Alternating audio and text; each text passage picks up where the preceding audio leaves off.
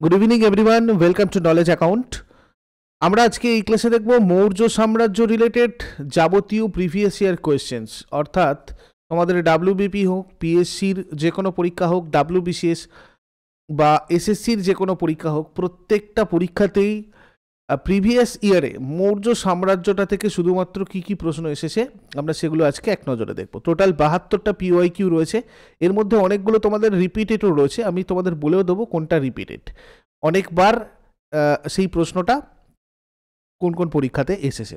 প্রথম থেকে শেষ পর্যন্ত মন দিয়ে দেখো। এর আগেও তোমাদের এরকম অনেক প্রিভিয়াস ইয়ার কোয়েশ্চেনের আমি ক্লাস করিয়েছি, তোমরা ওগুলো চ্যানেলটাতে একটু দেখো, প্লেলিস্টে তোমাদের রয়েছে ফুড এসআই জিকে বা মিসলেনিয়াস জিকে, তোমরা যে কোনো প্লেলিস্টে ওগুলো পেয়ে যাবে, কেমন?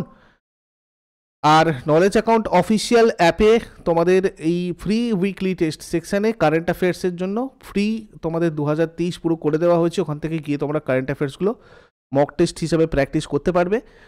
আর আমাদের ইবুক সেকশানে monthly current affairs, yearly current affairs বা অন্যান্য জিকের পিডিএফগুলো তোমরা পাবে। আর আগামীকাল 10টার সময় তোমাদের কারেন্ট অ্যাফেয়ার্সের ম্যারাথন ক্লাস রয়েছে, শিডিউলও করা আছে, তোমরা ওখান থেকে গিয়ে একটু জয়েন করে নেবে। আমি এই ভিডিওর কমেন্ট বক্সে পিন করে দিয়েছি লিঙ্কটা। এটা লাইভ হবে কালকে সকাল 10টা থেকে, কেমন? এটা তোমাদের ডাব্লিউবিপি রেকর্ডেড ব্যাচ, তোমরা যদি চাও এটাতে জয়েন করতে পারো। তোমাদের এখানে chapter wise details class, MCQs plus mock test series রয়েছে চ্যাপ্টার ওয়াইজ। এছাড়াও তোমাদের নতুন ব্যাচ ফেব্রুয়ারির 14-এ লঞ্চ হবে, তোমরা সেটাতেও পারলে জয়েন করতে পারো। প্রিলিয়ার মেন পরীক্ষা ডাব্লিউবিপিএসসি ক্লার্কশিপের তোমাদের ইন্টিগ্রেটেড ব্যাচ চলছে। এখানে তোমাদের নতুন করে টেস্ট সিরিজও অ্যাড হবে 14 ফেব্রুয়ারির পরে, এবং 14 ফেব্রুয়ারির পর এই অফারটা কিন্তু শেষ হয়ে যাবে। তো তোমরা যদি চাও এই অফারেই জয়েন করতে, তাহলে 14 ফেব্রুয়ারির আগে জয়েন করে নিও। প্রয়োজনীয় আরও কিছু জানার থাকলে এই নাম্বারে তোমরা কল বা হোয়াটসঅ্যাপ করে জেনে নিও।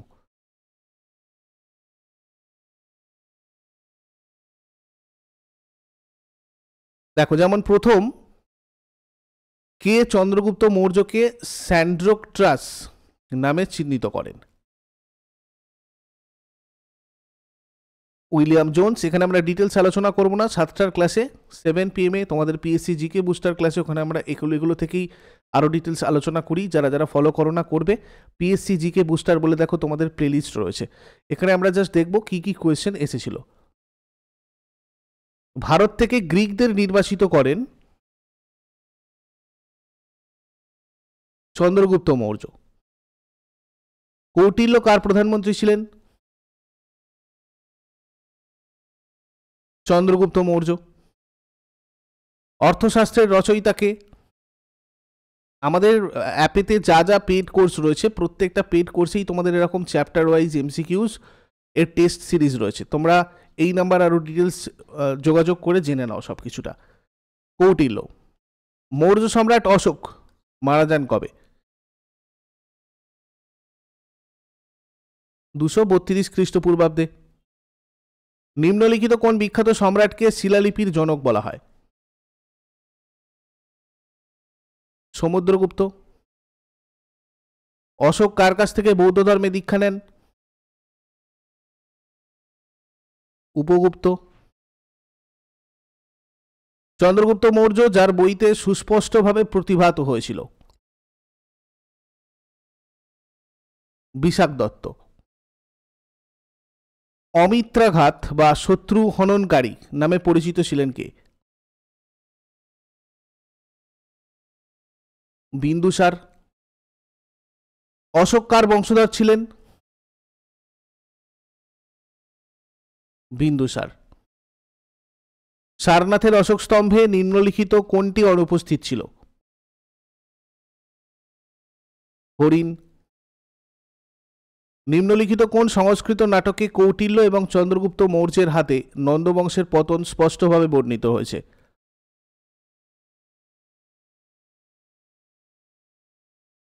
মুদ্রা রাক্ষস। নিম্নলিখিত কোন বক্তব্যটি সঠিক নয়?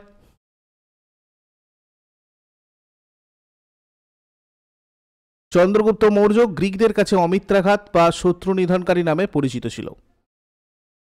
অশোকের কান্দাহার লিপি লেখা হয়েছিল যে ভাষায়? গ্রিক ও অ্যারাময়ী। মৌর্যদের রাজধানী কোথায় অবস্থিত ছিল? পাটলিপুত্র। নিম্নলিখিত কোন দক্ষিণ ভারতের রাজ্যটির উল্লেখ অশোকের শিলালিপিতে নেই? সাতবাহন। অশোকের বেশিরভাগ শিলালিপিগুলি প্রাকৃত ভাষায় লিখিত, কারণ বেশিরভাগ মানুষের বোধগম্য ছিল। নিম্নলিখিত কোন যুগে সবচেয়ে বেশি সংখ্যক বিদেশি পর্যটকরা ভারতে এসেছিলেন? মৌর্য। চন্দ্রগুপ্ত মৌর্যের পুত্র কে ছিলেন? বিন্দুসার। নন্দ রাজবংশের পরে মগধে কোন রাজবংশ রাজত্ব করেছিল? মৌর্য। কে দেবনাম ও প্রিয় নামে পরিচিত?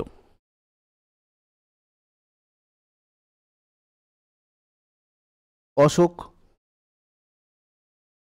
সম্রাট অশোকের ওপর কলিঙ্গ যুদ্ধের প্রভাব দেখা যায় ত্রয়োদশ শিলালিপিতে। ভারত সম্পর্কে বিস্তৃত বিবরণযোগ্য ইন্ডিকা গ্রন্থের লেখক কে? মেগাস্থিনিস। কে সাঁচি স্তূপ নির্মাণ করেছিলেন? অশোক। মেগাস্থিনিস ভারতীয় সমাজকে কয়টি ভাগে ভাগ করেছেন? 7টি।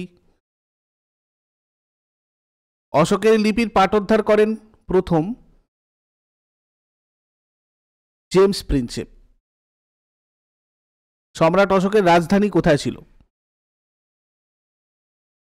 পাটলিপুত্র।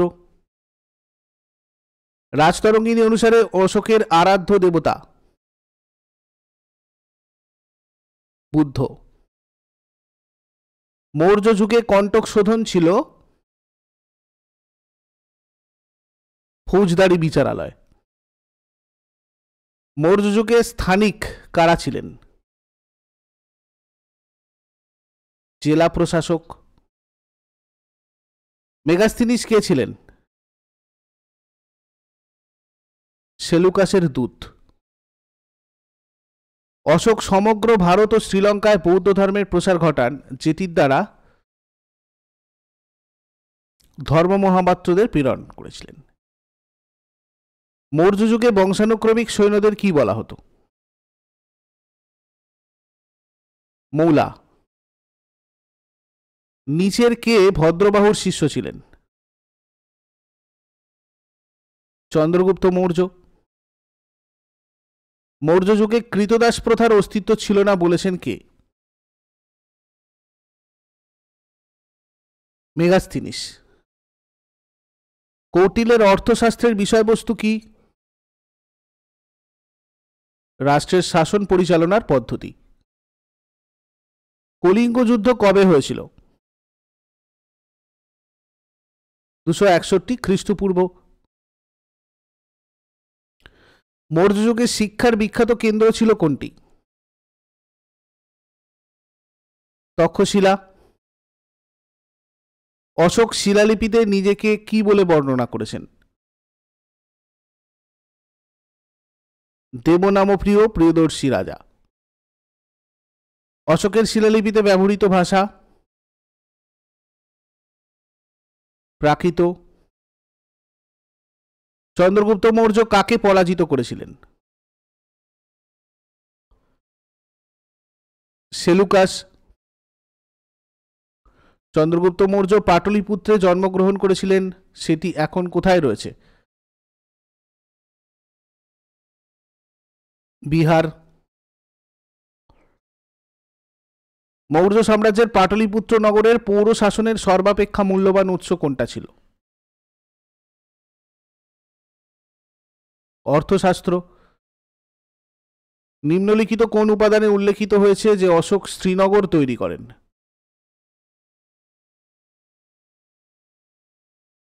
কলহনের রাজতরঙ্গিনী। অশোক কাকে বরাবর পাহাড়ের লোমাসা ঋষি গুহা দান করেছিলেন? আজীবক সন্ন্যাসীদের। চন্দ্রগুপ্ত মৌর্য ও সেলুকাসের মধ্যে বৈবাহিক সূত্রে মিত্রতার তত্ত্বকে যে ঐতিহাসিক নস্যাৎ করেছেন তার নাম? বি.এন. মুখার্জি আর রমিলা থাপার। ভারতের প্রথম ঐতিহাসিক সম্রাট কে ছিলেন? চন্দ্রগুপ্ত মৌর্য।